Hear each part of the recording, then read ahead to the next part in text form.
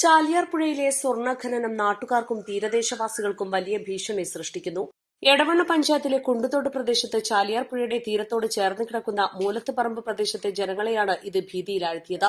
3 ഭാഗത്തും ചാലിയാർ പുഴയാൽ ചുറ്റപ്പെട്ട ഒരു ഉപദ്വീപ് പോലെ കിടക്കുന്ന പ്രദേശമാണ് മൂലത്തുപറമ്പ്. വൻതോതിൽ തോണിയും മോട്ടറും അരിപ്പയും ഉപയോഗിച്ചാണ് ഇവർ സ്വർണം പുഴയിൽ നിന്ന് അരിച്ചെടുക്കുന്നത്. രാവും പകലുമെന്നില്ലാതെ 1 ഡസനോളം തോണികളും 60-ലധികം ആളുകളും ദിവസവും ഇവിടെ നിന്ന് വൻതോതിൽ ചാലിയാർ പുഴ കുഴിച്ച് സ്വർണം അരിച്ചെടുക്കുന്നുണ്ട്. ഇത് കാരണം ചാലിയാർ പുഴയുടെ ഈ ഭാഗത്ത് 20 അടി താഴ്ചയിലുള്ള ധാരാളം കുഴികൾ രൂപപ്പെട്ടിട്ടുണ്ട്. ഇവിടെ കുളിക്കാനിറങ്ങുന്ന നാട്ടുകാർക്കും തൊട്ടടുത്തുള്ള റിസോർട്ടിലെ കുളിക്കാനിറങ്ങുന്ന ധാരാളം ആളുകൾക്കും ഇത് ഭീഷണിയാണ്.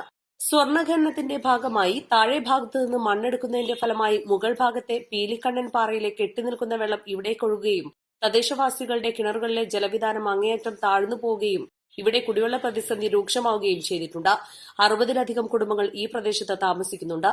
നിർത്തണമെന്ന് നാട്ടുകാർ പലതവണ ഇവരോട് ആവശ്യപ്പെട്ടിട്ടും ചെവിക്കൊള്ളാതെ ഇത് തുടരുകയാണ്. ഈ ജോലിയിൽ ഏർപ്പെട്ടിരിക്കുന്ന ഒരാളും ഈ പ്രദേശത്തുകാരല്ല. പ്രദേശത്തുകാരായ ആളുകൾ ഇവരോട് ഇത് ഇവിടെ തുടരാൻ അനുവദിക്കില്ലെന്ന് പറഞ്ഞ നാട്ടുകാരെ സംഘം ചേർന്ന് ഭീഷണിപ്പെടുത്തുകയും കയ്യേറ്റം ചെയ്യുകയും ചെയ്യാൻ ശ്രമിച്ചു. എന്നാൽ സ്വന്തമായി കൈക്കോട്ട് മരവിയും ഉപയോഗിച്ച് സ്വർണം അരിച്ചെടുക്കുന്ന തൊഴിലാളികൾ ഇവിടെ മറ്റു പ്രദേശങ്ങളിൽ നിന്ന് വന്ന് സ്വർണം അരിച്ചെടുക്കുന്നുണ്ട്.